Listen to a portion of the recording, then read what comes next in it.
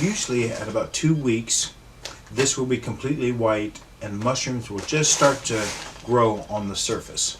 Okay, if after 3 weeks and going towards 4 weeks, if you're not seeing that, then what's happening is we need to get more air into the bag. In order to do that, we're going to have to cut a nice big X in the white filter. So remember, after 15 days, if this is completely white, but we have no mushrooms, then we need to start forcing the mushrooms.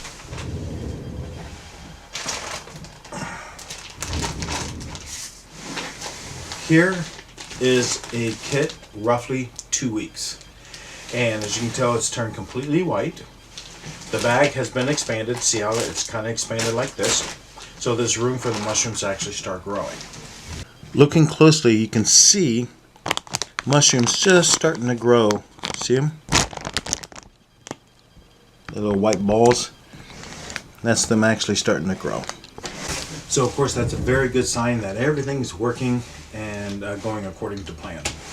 Okay, so we're starting to see them to grow, and the instructions is asking you to wait until you see at least a half a dozen mushrooms. I mean, they need to be roughly about 2 inches tall before we move on to the next.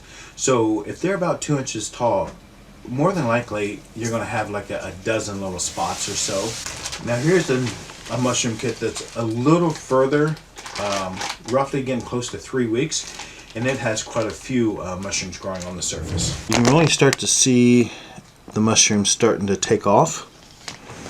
Now these are getting to the point where I may be able to move on to the next step.